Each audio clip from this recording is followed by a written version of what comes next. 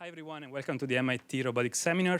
I'm Luca Carlone, I'm not Alberto, as you may notice. So it's going to be fun today impersonating Alberto and introducing our speaker.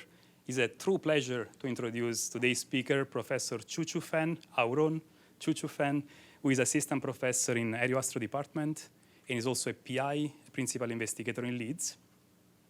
Before joining the faculty at MIT, Chuchu was a postdoc at Caltech, and she got her PhD in the EC department at UIUC in 2019. At MIT, she's directing the Realm Lab, where they do very cool work at the intersection between formal methods, machine learning, control theory for the design, analysis, and verification of safe autonomous systems. And Chuchu got a bunch of awards. She got the ACM Dissertation Award, I think in 2020. Yeah.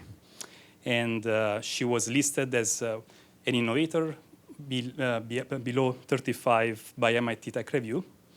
And what else should I mention here? Besides being a great researcher, she's a pleasure. She's a colleague in the department. It's very fun to work with her. And she's teaching a great course at MIT, which is 16332, right, which is formal methods for safe and autonomous systems. If you haven't seen that, check it out. It's a very cool course. So without further ado, Chuchu, take it away. The floor is yours.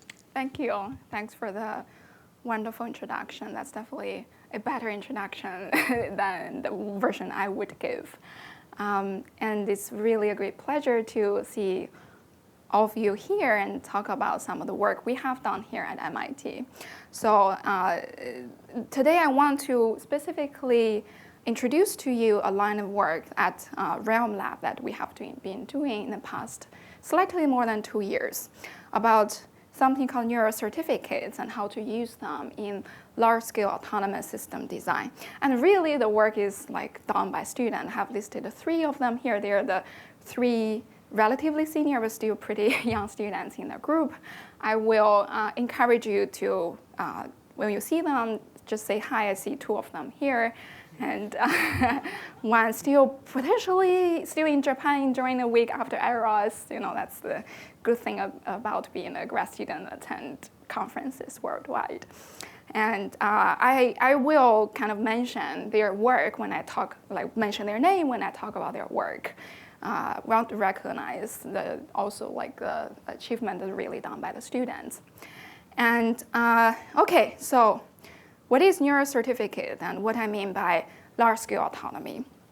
So I kind of like this picture a lot, and I use a lot of it as the starting point of my presentation. It's like a city kind of environment built in a game engine called Blender. And these days, game engine really develop very well that make our life a lot easier in terms of visualizing and testing our algorithms. I don't know whether you could notice there are like a lot of tiny white dots in the environment. These are the drones that I'm supposed to fly in. I'm only showing the drones here, but they are supposed to be cars, the people on the road. You can have a river by the city and put boats there. I'll show you a different kind of corners of the simulation environment. Now, this is kind of like one representative scenario of what I mean by large-scale autonomy. One typical question I want to ask is, if I ask you to play such a game in the simulation environment, I ask you to control thousands of drones at the same time, make sure they all reach their destination on time, they don't collide with each other, there could be a sudden wind, and make sure you control them well enough so they don't crash to the wall or anything, they don't run out of battery. How should we do that? And what's the challenges behind that if we want to design some sort of algorithm to tackle this question? There are definitely a lot of challenging problems. I want to name a few, just the ones I'm going to cover today, maybe not all of them, but definitely the challenges that at Realm Group we're interested in. First one I have mentioned, a lot of agents. How can we design an algorithm or a mechanism to make sure you can control all of them at the same time, have the confidence of the global picture? Second is high dimension. But by saying high dimension of space, I do not only mean state space, but also input space, uncertainty space. There are so many sources of uncertainties. Some tricky combination of those would make it work or would fail it. How would we deal with the problem that we need samples and data from a very high dimensional space? We could have imprecise or unknown models. So this impreciseness or unknown kind of model is from multiple resources. One thing would be environment. Like we cannot have an accurate enough model of the environment. There are always uncertainties that we cannot predict. And another source would be the model itself. So as someone, like as a group, we work on, want to work on more realistic systems, especially those vehicles. We sometimes will have to deal with the dark, old MATLAB Simulink age when like engineers want to design their system in Simulink. I don't know how many of you still use like Simulink to model your system. It's definitely not a fun experience. I have done that a lot in my PhD. Like it's like a mystery box. Like you click and you see more. You click on one of them, you see even more, and they are connected in a like very massive structure. And at some point you reach like a lookup table. You wonder, oh, how should I use like a mathematical equation to describe that lookup table? So those would be the sources of uncertainties or impreciseness. Basically what I mean is we just don't have a very nice formula in control theory that can handle this type of system. And the last would be a complex requirement. I probably won't have time to talk about this in today's presentation, but this is definitely something, especially recently, we are looking at. What if the requirements you want to give these agents are quite complicated? So not just moving them from point A to point B, but there's some logic behind it. You want them collaboratively to finish something. You want them to be a little bit more autonomous to handle these requirements, these logical requirements behind it. How would we deal with complex requirements and have some sort of a confidence of saying, our autonomous system can finish the task and satisfy all these requirements that you want to give them. So those would be the challenges we are very interested in. This is definitely not a complete list of all the challenges, but I feel like it's a representative problem across many different domains. Now, when I know like this type of control problem or planning problem is almost everyone here in the room work on such a problem, a version of the problem. And there are different approaches of tackling these problems, these issues. Just speaking of control, for handling large-scale systems, definitely we have the traditional way of doing optimal control or optimization-based approaches. So these approaches tend to have very high assurance level. By assurance, I mean we believe in the results that the solver gives to us. Like if we formulate in the right way, give it to like a optimization solver or like a sum of squares, if it gives out the result is something we can believe in it. We know it will be the optimal solution or it will satisfy the constraints that we set. But these problems, like my students, when they work on this, kind of get frustrated very easily when you want to scale it up. It needs a little bit trial and error and experience. Not to say that other approaches do not need. It's in terms of scalability, it's like these problems have been proved to be hard, like exponentially growing up or polynomial complexity with a very large order of the polynomial. Versus on the other side, many people are interested in reinforcement learning. And I put not just reinforcement learning, but constrained reinforcement learning, because we still want to care about those safety guarantees or those these performance guarantees that we want to talk about. So there will be some constraints we want the solution to satisfy. I would say like all these approaches are widely being used. Like I put it in this way, it's kind of more of a hand-waving way of saying we have to make trade-offs. Like difficult problems are difficult problems. We always have to make trade-offs. In this case, I feel like we always have to make a trade-off between the assurance level, that like how much we can trust the answer that is given to us, versus scalability. Like for example, RL tend to work very well on large-scale problems, but still how to understand the guarantee this algorithm can provide to us is a very open problem. It's an active area. I'm pretty sure in a few years it will be more results and maybe give us better versions of RL algorithm. But in today's talk, I want to, hopefully I can convince you that this new approach we are taking called neural certificate-based control can kind of help us get out of this trade-off, this line out of this tie and have both good assurance level and scalability. And if you're not convinced, we can talk about that by the end of the talk, but I hope I can do that.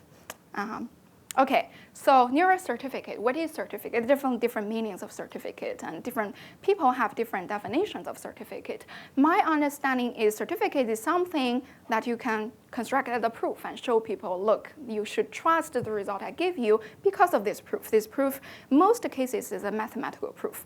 In this case, it's still a mathematical proof, but we are looking at this proof from control theory. To be a little bit more specific, I mean some control theory functions that we can construct to prove certain properties of the system. So I'm listing a few here. For those of you who have ever taken a controls class, you probably have recognized a number of those. So let me quickly, briefly introduce them. Lyapunov function.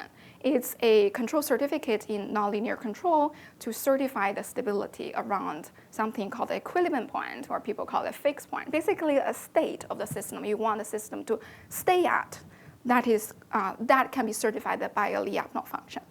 Barrier function is a generalized Lyapunov function in the sense you generalize that equilibrium point to a set. This set is called invariant. Invariant means something that doesn't change. If I stay within it, if I start in it, I will stay within it. And if this set happens to be the safety set, then I'm happy I can certify a safety property. And the last one is called contraction metric. It's you can think of that as a differentiable version of the Lyapunov in the sense it does not only certify the contraction to an equilibrium point, especially for vehicle type of system. If you give a path, you want this vehicle like drone or quadrotor to follow, contraction metric can make sure that it can always closely follow that, even if this path is dynamic. As long as it is feasible, contraction metric will be able to certify that. And I personally like contraction metric a lot because for two reasons. One is from MIT, is Professor Robotics' work. He developed this back in the 90s. Another reason is I always say my PhD thesis is built on contraction theory. I basically show that you can use contraction theory in verification, and it will give you all this very nice theoretical and empirical results when you do verification. So I personally have a tie to contraction metric, and but these are some representative certificate functions in control theory. There will be more. And also not just you have to pick one at a time, you can pick multiple. There are ways of choosing multiple from the set and certify multiple properties at the same time. But the good news is using a neural certificate kind of approach, we are going to represent all of them as neural networks. And then next, I will tell you what it means by representing them as neural networks and how to find the parameters for the neural network. So I'm going to use a barrier function as an example because it's actually much easier to visualize the result of barrier function to see the vehicles not colliding with each other than I will show a bunch of those different ones. But barrier function is kind of very popular these days. So a lot of you probably have already known what barrier function is. For those of you who have never heard about that, it's not difficult of a concept at all.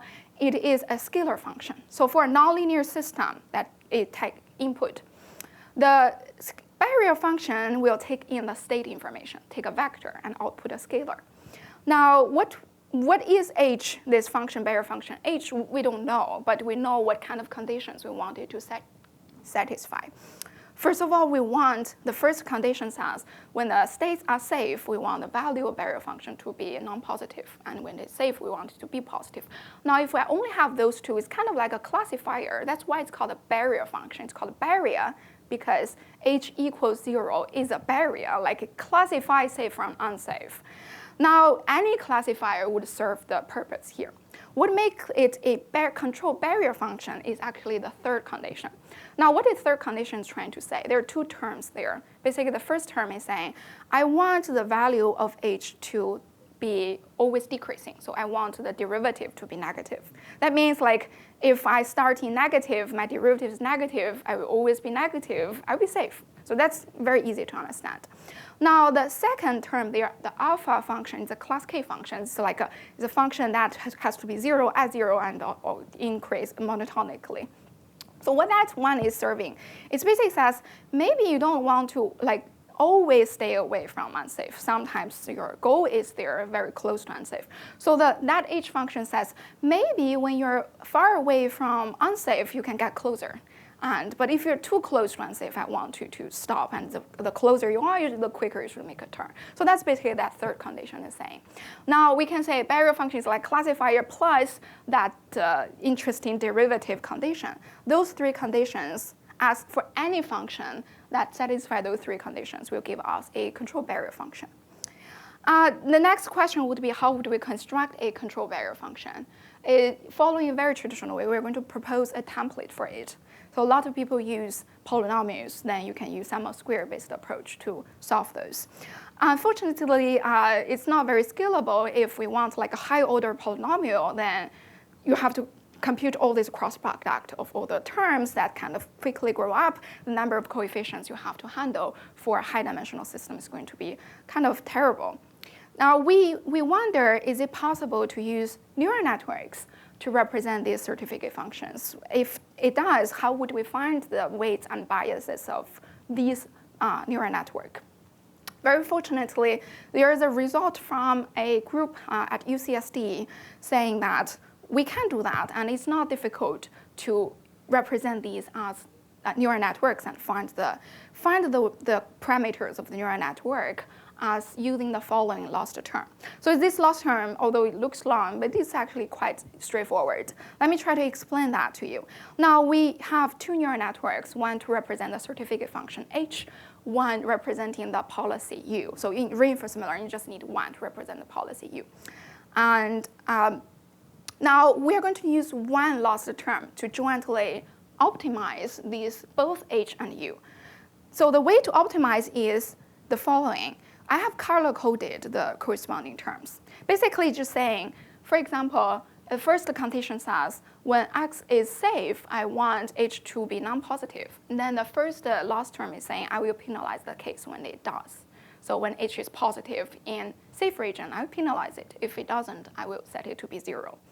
Similarly, for the other two terms, it's like very easy to understand how this loss term is constructed. And if we see that if this loss converges to 0, we have a valid control barrier function.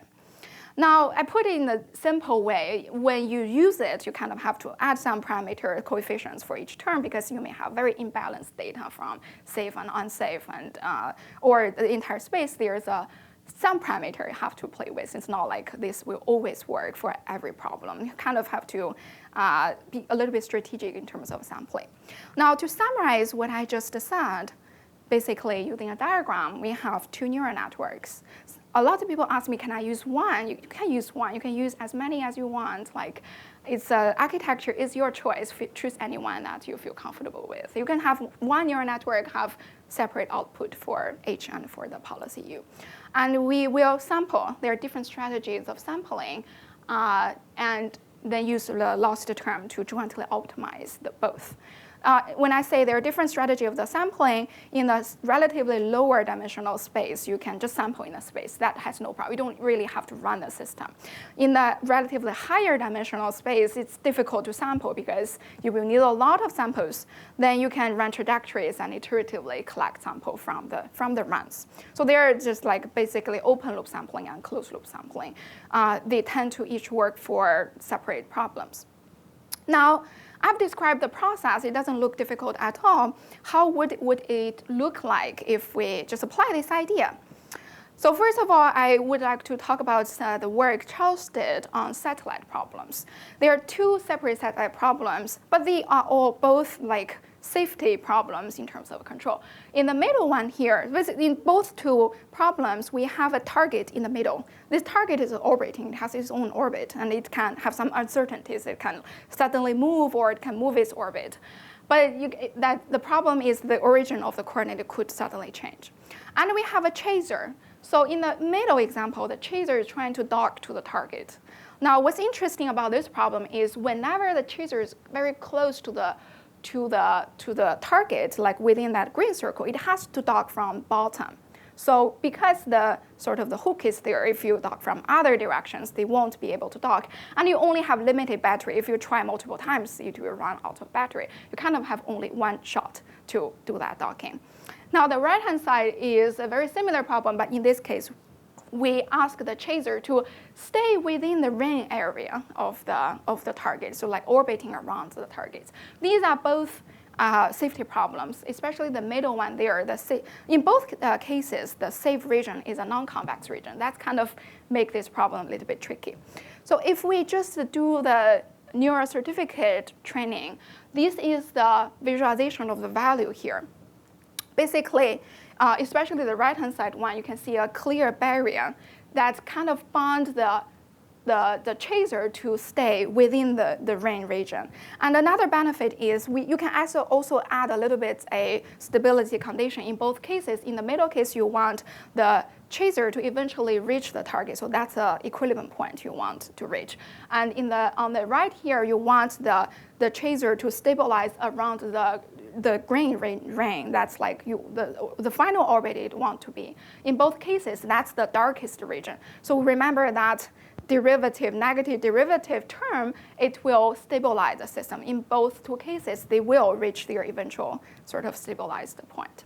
Now, this is like a relatively simple example. And I want to say that, of course, this is not the only way to solve these two satellite problems. There are multiple ways you can do like trajectory optimization plus control. You can do like traditional LQR control, you can do reinforcement learning. They can all work because it's a simple example. Just I feel like these are easy ones for me to explain what I mean by learn a neural certificate. How would we understand the neural certificate? So these problems are still, we feel like a neural certificate, you see how it works, it may not be necessary. But for the next problem, neural certificate may become necessary here. So this problem is a multi-agent problem. I motivated the whole thing using like a lot of drones, 1,000 drones. Now let's look back at this problem, a lot of agents. How should we deal with that? This is a toy example I'm showing here. We have 4 agents. They are following their own path. This is like a Dobin's vehicle, a 5-dimensional, simplest, nonlinear vehicle model that one can construct. And I didn't, in this like toy example, original version, I didn't put the collision avoidance controller here. They could collide. If you design a path in the way that it could collide, they don't really know how to avoid each other. So the color will change when they are getting too close to each other. Just want to show you that for multi-agent system, when you do trajectory optimization, it's possible, entirely possible that the agents will collide. Now my question is, how can we design a collision avoidance controller to make sure they don't collide? It's still like multiple ways. One immediate thought we have is, I talk about barrier function. It can certify safety. So why don't we just learn a barrier function for it? We can do that. For this problem, it's not so bad. We have 4 agents. The barrier function will have 4 times n, where n is the dimension of each of the agent, 4n dimension. That could possibly work, and it could. If you learn a centralized barrier function, it can help these agents to get away from each other, avoid collisions. But is this idea like the eventual solution? My thought is like maybe not, for a couple of reasons. First of all, I only have 4 agents here. What about like thousands of the ones I have talked about at the beginning? It will become a much harder problem. Even if we use machine learning, then you can imagine the number of samples you will need to control 4,000 drones at the same time. It's not very realistic. The second point is it's not very generalizable. Like I'm saying, if I fix my input to be the number of agents, what if the number changes? Do I have to do it all over again? That doesn't sound to be a fun thing to do. And so centralized may not be a good idea. And in reality, it's not a good idea because each of these agents will have its own sensor. The sensor is like a LiDAR camera. You can see the neighborhood. To have a centralized barrier function, you kind of have to have the global information of all the states. That's need a lot of communication power. So may not be the best idea here. Now, what we were trying to do is to decentralize the certificate. Here, we decentralize the barrier certificate. In reality, you can decentralize any certificate I mentioned at the beginning. So what is a decentralized barrier certificate and the corresponding decentralized controller? You can understand decentralized controller pretty well. Decentralized barrier certificate, if I write it down, is almost the same. I have talked about these three conditions. These three conditions are the same. We don't have to read it. But you see the difference here. Now, the H does not only take the state information, it will also take the observation. So it will see where the neighbors are, what they are doing. So that is called O is observation, OI, local observation. It could be any kind of observation. We can do LiDAR. The work we have done, we directly have a LiDAR measurement that kind of a simplified model that spin around, send rays, and will be reflected if you have an obstacle. So that is one simple model you can have. We have a recent work that's used a camera. I will talk about how you would generalize this to camera. But basically, some sort of a local observation of your neighborhood information would be our O here.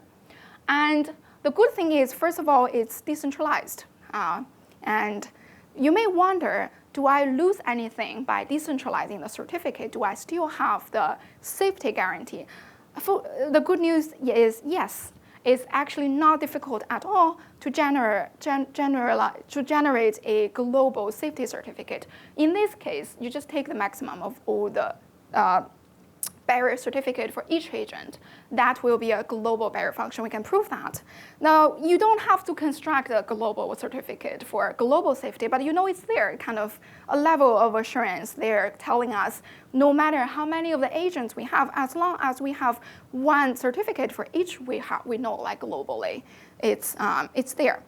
Now, this is the first solution we have. We definitely bring problems here. First problem is OI is our observation. Now, observation changes, right? You may have 0 neighbor. You may have a lot of neighbor. That is a changing information. Even if you have a LiDAR, the number of rays that are being reflected will change from time to time. If we use traditional H like a polynomial, how would we even consider this changing OI? A second problem would be, you notice that in the third condition, we have OI dot, which means you kind of have to predict what will happen in terms of observation for next step. Otherwise, we don't have that derivative. So to have that, we also kind of have to construct some sort of algorithm to make sure we have OI dot, basically, which means you can do backpropagation from the lost to your controller input. We need that, otherwise you cannot really do backpropagation all the way. So how would we solve these two problems? The first issue of OI being changing is actually relatively easy to tackle. We just fix that. We use a kind of encoder to fix the changing input into a fixed length vector. And here in the work, 2 years ago when we did the work, we used the point night. Point night is one of the easiest encoder you can have. There are people who are looking at more fancier versions of the encoder. And I think back in 2 or 3 years ago, having an encoder in certificate function is not a very popular thing, and people didn't use that a lot. But now today, I've seen more and more work that use encoder to encode the changing input and changing observation. So that's number one, relatively easy to solve. And in the future, if you want to use control technology, but you face this changing input issue, I highly encourage you to use an encoder that will map your changing input into a fixed length vector. And that will not really affect the H part, because H can only take the same length of the observation. Now, that's how we handle the changing OI. How about OI dot? So my student Charles, he came up with this very interesting idea of doing approximate look ahead for LiDAR-based observation-based control. So the idea is basically the control input for a vehicle, either a 2D or 3D vehicle, the control input will change the location and heading of the vehicle. If we center our coordinate at the vehicle, that basically means the translation and rotation in the workspace. So in this case, if we do have a workspace translation or rotation, for LiDAR models, the consequence is it will have an AFUN update to the LiDAR observation if you only read where the closest kind of obstacles that block your array. Using that, basically the backpropagation step is to search over all the control inputs to see what kind of effect it will have on the observation. Use that information to do backpropagation. So this is a very neat idea and work very well on LiDAR-based system. I will show you how it looks like. But this is a relatively restrictive idea because it doesn't work for camera. It won't, this kind of control input won't just cause a affine update to the camera input. You kind of have to have a generative model here. And I'm not going to talk about that today, but we do have a recent work that brings in a generative model for handling camera-based input. So having said like all the techniques, now I want to show you a little bit about the result, the visualization result of if we do this, what we can get. The first one is definitely back to the toy example I was talking about, 4 agents running on their own track. With a training environment, we just have 4 agents running in empty space for collecting data. This is like a sort of more closed-looped data collection. And there's only 1 copy of the controller and 1 copy of the decentralized barrier function because we assume the agents share the same dynamics. And they have their own task to finish, but they have the same collision avoidance controller. Now the result is if we look at the right-hand side of the video here, you see like when they are getting close, they kind of know how to avoid each other. That is for a 4-agent case. Of course, if you only train with 4 agents, the observation will only have up to 3 neighbors. That may not scale well to a huge number of them. And actually, you don't need a lot for training. We train with 8 agents, and just 1 copy of that collision avoidance controller deployed on different cases, from 30-ish agents to like more than 1,000 of them. This trained is completely separate from this testing environment. The testing environment, we can have the agents doing formation or track their path or just going to a random destination. Now, this is how they are, by the way, they are all running exactly the same collision avoidance controller. And also, we know we have a global barrier certificate underlying it to prove there won't be collision. There won't be any violation of the safety property you wanted to have. Now, another interesting we have observed is what is the thing that is really being learned? What does it mean by learn a decentralized barrier certificate? I see that as some sort of agreement that agents have made. Now, what is that agreement in this specific case? If we look at that leftmost picture, I feel that it learned a virtual roundabout. They kind of know how to rotate in the same direction to make sure they don't have conflict. And if you can actually observe that virtual roundabout everywhere on the right picture, whenever there's a congestion, they rotate in the same direction to get them out of this tangled scenario. So that is the agreement they have learned. Now, of course, this causes a limitation. The first limitation, like I see most of you would immediately have is, what if some of the agents not following that certificate function? The answer is like then we lose the certificate. We can just hope it can work. This is something we're interested in studying. But in this case, if we want to have the global certificate, we have to ask all of them to satisfy the same barrier function. I want to be careful about the words, certificate and proof are really strong words, right? But yeah. The neural, you're just verifying it at samples. Yeah, I will talk about that, okay. Yes. But even in this case, right, the fact that 4 wasn't enough, but 8 was enough, is because you have a mismatch in O dot, right? Because if you add more vehicles, the dynamics are not verified by even the training. So you're generalizing here, but there's no guarantees. Yes. So this is like in all this environment, the density is roughly the same as if like there were 8 agents. Kind of like we assume you only have up to 7 neighbors in this local area that won't collide with you. Like it potentially could collide with you. Outside that, the agents are far away. So in these scenarios, we kind of have to make sure the density is roughly the same. If you train like a super sparse environment and put more in the same environment, it probably won't work because you don't have enough sample to capture the observation.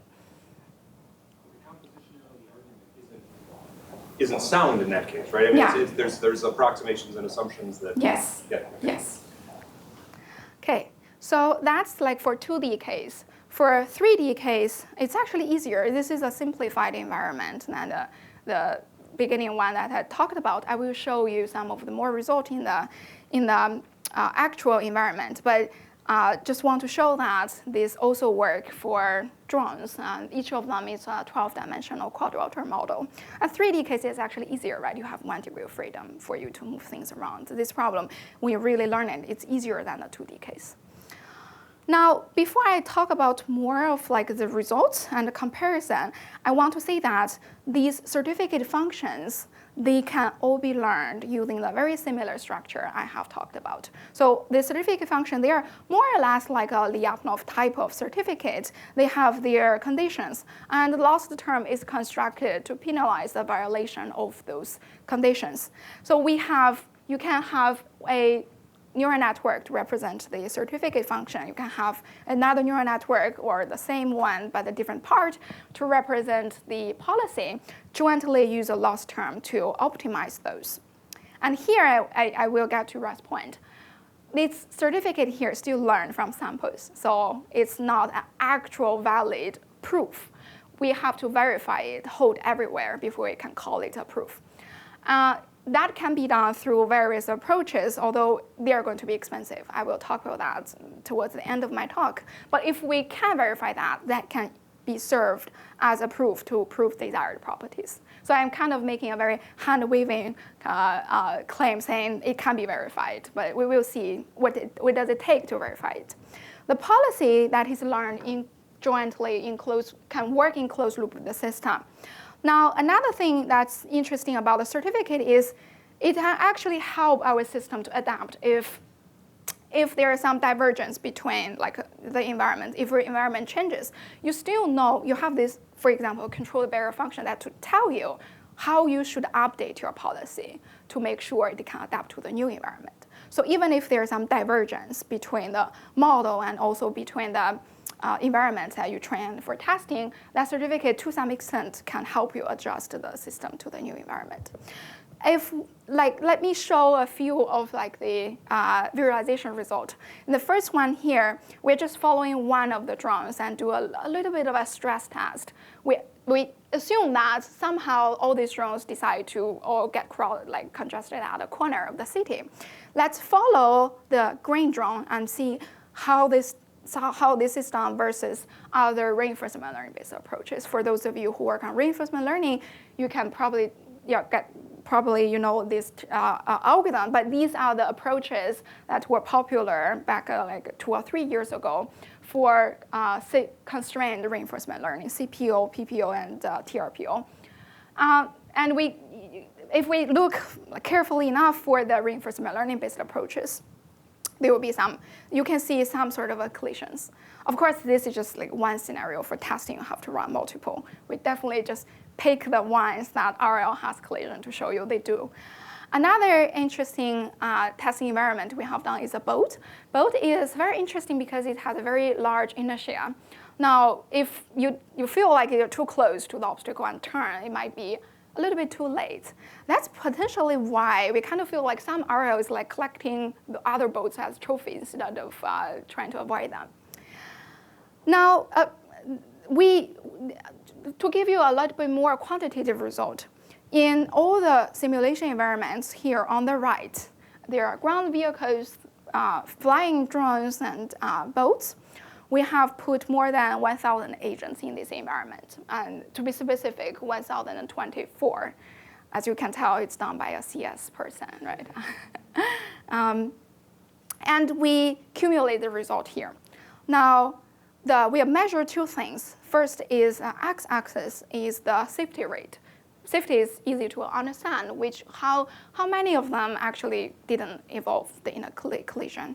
The y-axis is called task completion rate. What I mean by here is a very simple task completion, because you can always be very conservative to be safe. You can only allow one drone to fly in the city, then that will be very safe. But we do not want to cause a lot of delay. We do not want the agents to wait for each other to pass before it kind of get across the intersection.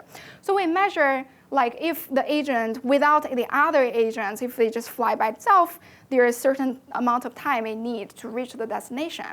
And if this multiple agent collision avoidance, if they cause like a more than 20% of time delay, we say you didn't finish your task, you didn't reach your goal on time. So we want to measure both. Basically, we do not want the agent to slow down for collision avoidance. We want them to keep their speed as much as possible. So you can see that our result is a one that really kind of go to the right top corner to have a both good safety rate and a good collision, task completion rate. And here you can see that it's not 100%. I was keep saying like guarantees, but it's not 100%. There's always something we have to pay. It's learned thing. It's not guaranteed to always converge. And also there are, no matter, no data is enough to capture every possible observation you could have. So we definitely do not have, I will show you how much of data we have, but that is, for both measures, it's like somewhere between 96% to 100%. There are indeed cases when the agent could miss their goal or could collide with others. But overall, it really improved the performance of other pure reinforcement learning-based approaches. Now, in terms of sampling efficiency, the good news is we do not have to collect more data. Actually, you can see that curve, we use 10% of the training data before we reach a very good safety rate versus other reinforcement learning kind of have around 10 million still didn't reach, kind of saturated there.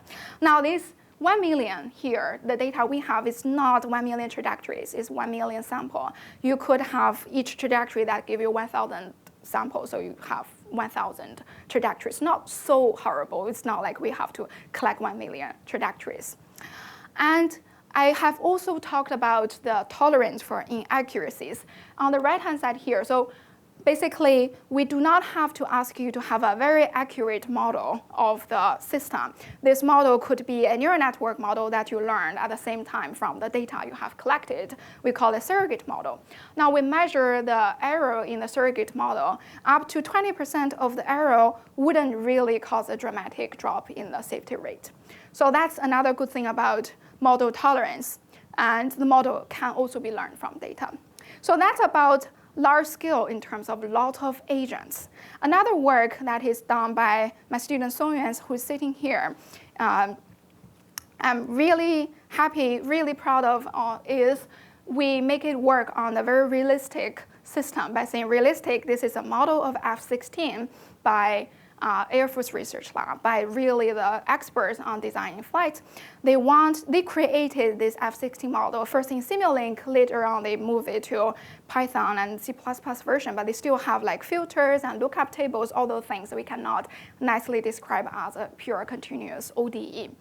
And the goal was to develop a bunch of autonomous functions on this F-16 model, like anything that Maverick can do in Top Gun, like pulling up when you're too close to the mountain or following the waypoints to make sure you travel through the valley, all those kind of stuff. Now, this model itself is a very high fidelity model. It's also a very high dimensional model. It has a 16-dimensional state space. So imagine that if we just randomly sample in a 16-dimensional space, the number of samples we will need is going to be dramatic.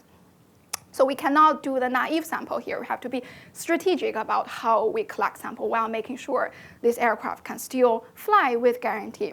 And another thing is this model is very numerically sensitive. It's very easy to let this aircraft to lose speed and crash. That's probably why you can see even the expert controller, so the Aero folks actually developed their controller. It's based on the expert, flight expert. They are not tracking the waypoints very accurately because if you do push that aircraft too much, it will lose speed and crash. So what Song Yuan has done is he used roughly the same idea I have described with a little bit strategy in the sampling part to jointly learn the model, learn a Lyapunov function for waypoint tracking. You just need to learn one, like the next waypoint will be your equilibrium point to converge to. And the result, you can see that it can actually track the waypoints very nicely without losing speed. And we have the guarantee that it will always track these waypoints. Versus he also compared with some of the machine learning-based approach. So there's a reason I use waypoint tracking as an example, because machine learning really give you these ridiculous things, ridiculous behaviors for the waypoint tracking example. One case is these aircraft are spinning so crazy, because that's probably the way to make it like stable and not lose speed. But of course, you don't want to be a like pilot, even passenger in that aircraft. Some other machine learning approaches can fly the aircraft a little bit more stable, but they are kind of away, kind of still having a hard time trying to follow the waypoints. Imagine that now these waypoints are that narrow valley, you will have already crashed to the mountain. And in terms of sampling complexity, you see that our reward term jumped very quickly to a perfect reward, the highest that you can achieve, using only 5% of the samples or 5% of the batches that needed, versus the rest of the machine learning approach. They are kind of struggle a little bit and still cannot do the perfect behavior. And I also want to quickly mention the work done by my other student, who is also there, on understanding whether the barrier certificate can be used not only on vehicles, but also understanding how humans behave, or some sort of a data-driven model. Now, the idea here is people want to understand how humans react to each other in a complex traffic scenario. Of course, we have a lot of traffic data. You can put a camera on top of like a intersection and see how humans behave, and then use, for example, imitation learning to do it. For example, in this case, this trick in this like corner, there's a biker, there are human-driven cars trying to follow a roundabout. Now, what we have observed, which I will show you in the next few slides, is that using pure imitation learning, it's hard to generalize to unseen scenarios. We are trying to understand, this is the very preliminary version of the work, but we are trying to understand whether is it possible to capture the intention of the safety intention of human being using decentralized barrier certificate. Its setting is very similar to what I have described. We have each agent in the decentralized way, pretty much like how we observe the world in the real traffic scenario. We can see some vehicles, some other folks, other road users in our neighbor, and we only care about them when we decide where we are going to go.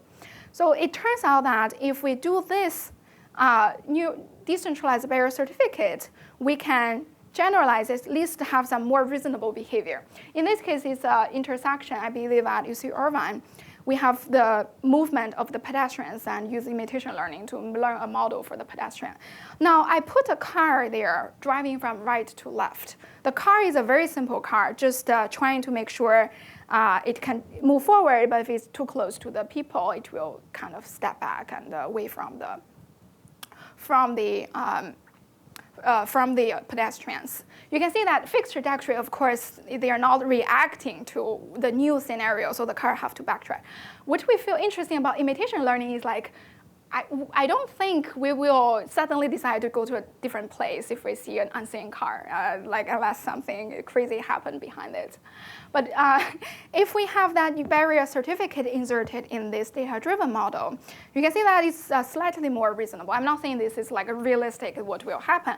I feel it's more reasonable. People, if the car really slows down, people will react to this moving car in a more reasonable way, still go to their original destination.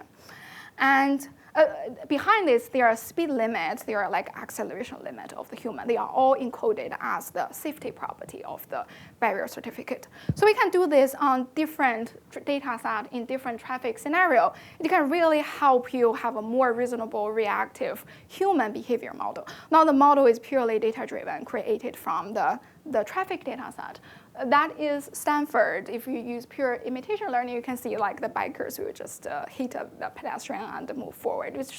We don't really see that a lot in our, I believe in Stanford. I don't know, maybe they do. And now, what is that barrier certificate that we learned in this scenario, and also similar in the previous scenarios?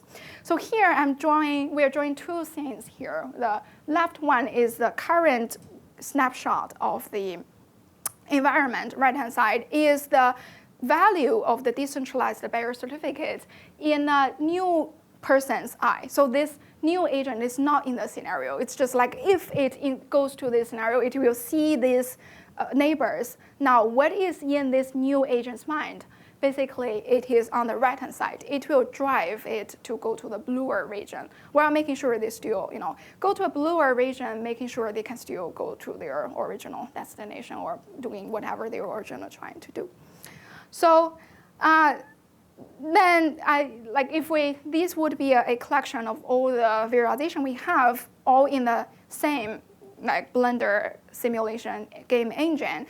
We have different kind of scenarios. We will have, saying, the bottom ones, but we can also put the drone in the more realistic, sparse environment. We can have ground vehicles.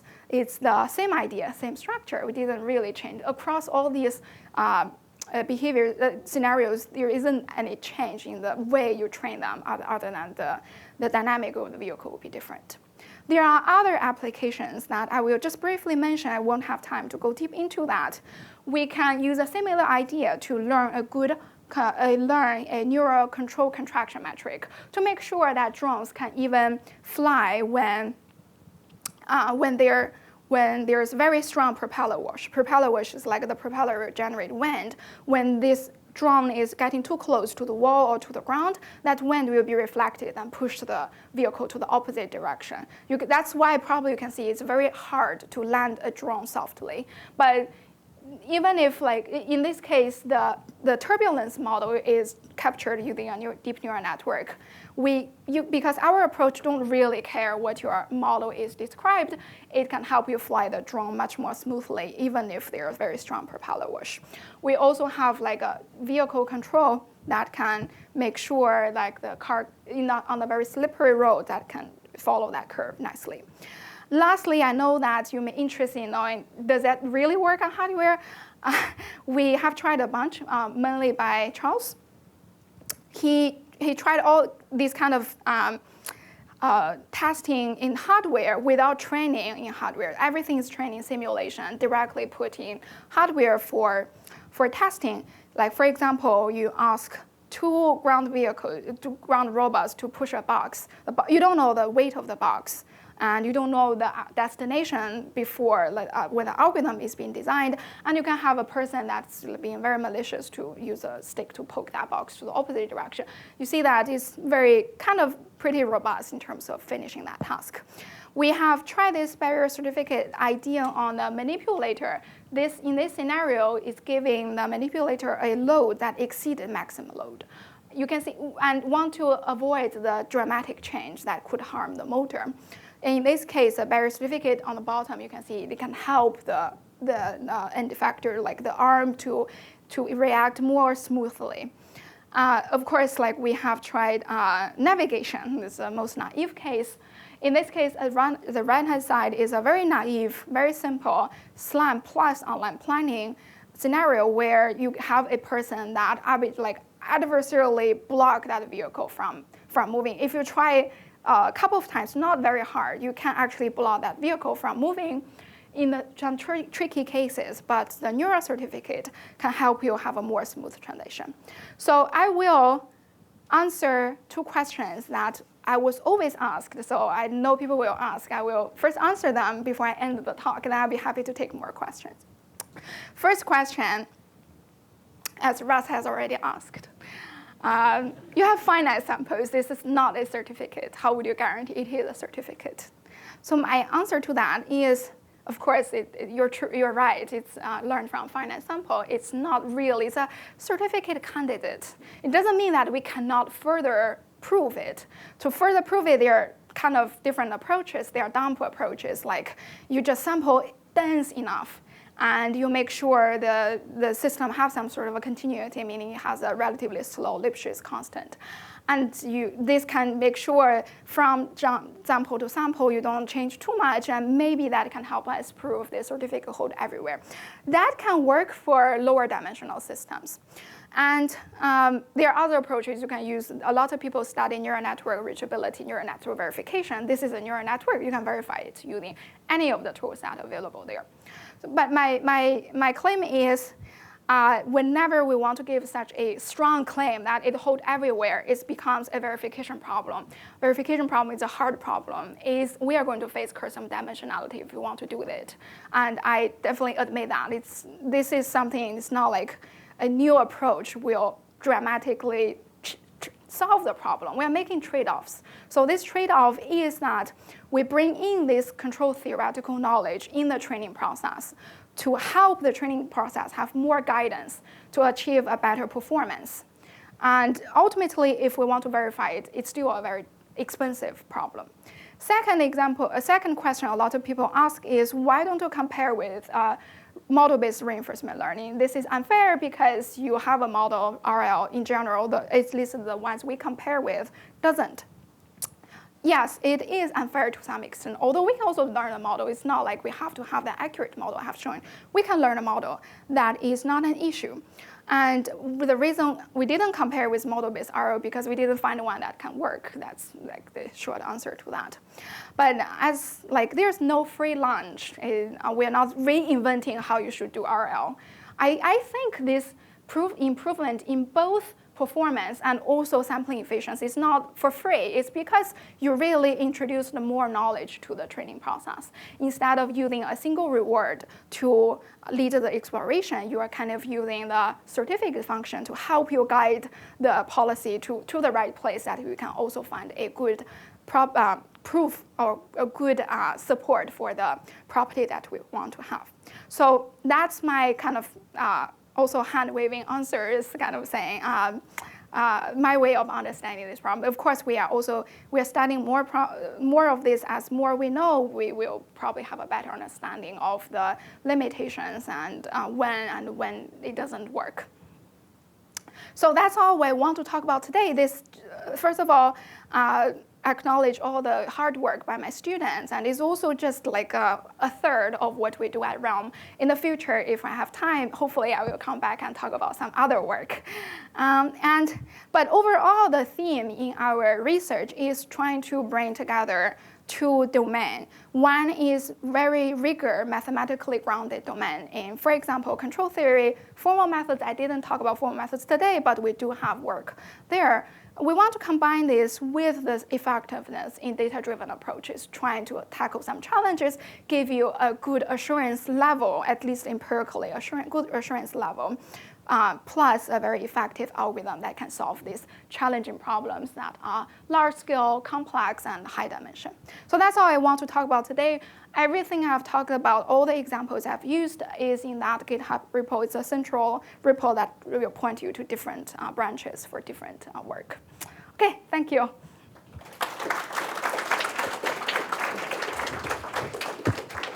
right, great talk. Thank you so much, Chuchu. Should have time for a couple of questions. Let's see if there are questions. I can maybe break the ice here with the sample complexity. You had a bunch of slides about sample complexity. I want to make sure I get this right. The sample complexity will depend on the size of the state space, will not depend on the size of the environment, for example, right? Because the observations are local, so you don't care about the specific map or the size of the environment. I would say with different type of observation, you want to have like camera versus LiDAR, then the sampling, sample you will need will be different. But if I stick to a single LiDAR, this will generalize to different maps.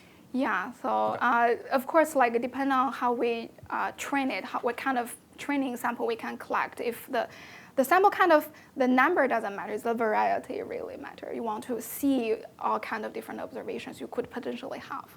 Okay, got it. All right. Yeah, maybe I answer, ask myself questions and answer those. That really helped a lot with, yeah.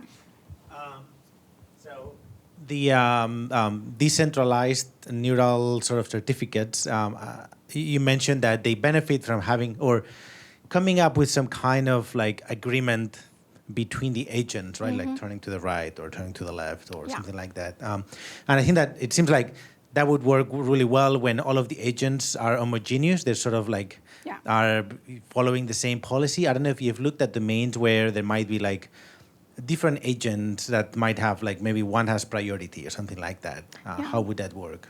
I would say for sure, for now, they have to be homogeneous. They have to be the same type. They have to follow the same So if like there are different types of agents, I think that's relatively easier in the sense we can train a version for each as long as we have rich enough data to capture the neighborhood information that could potentially work. But what I'm not sure that will definitely work is if there are adversarial agents that's trying to do the opposite, then potentially this kind of good guarantees or good performance, we may not have those. But one thing we observe is like in the hardware, the ground robot doesn't really know when and where the person will throw the block. Of course, the block, once you throw it there, is static, doesn't really move. So kind of feel like if you have enough slack, you still know which direction you should go to get away from the obstacle. But if you have like a circle of obstacle approaching you, just no way to get rid of it. It will just fail there.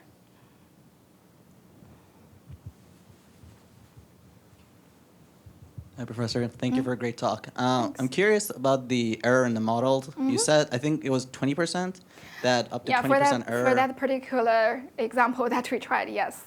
So I'm curious if, like, how many percent or like what range of error do you expect if your model of the system is wrong and you have 1,000 agents? Do you still expect it to work? We don't have a good theoretical guarantee. That is more of like an empirical observation that it can tolerate some extent of a model error.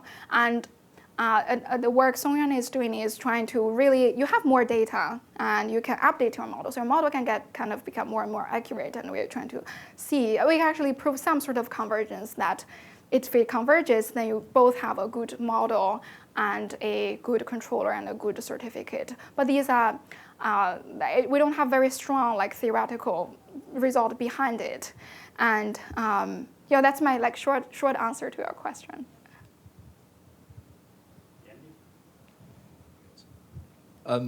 So doubling on the really interesting talk comment, but sort of an understanding question. I think it's me being a little bit slow on it. On the LiDAR example, when sort of you're using the transformation of the observer to predict the movement of what's being observed. Yeah. Does that easily extend to moving obstacles? So depends on how fast you update. Like, if your update is very, very frequent, very fast, and that moving obstacle is not moving so quickly, then it can tolerate some sort of like a error there. But if it's very fast, then I think it's a relative thing, depending on how fast you want to update and how far the opponent is moving. If like within your two updates, there could be an agent suddenly jumping in front of you, that won't generalize to those cases. Great, thank you.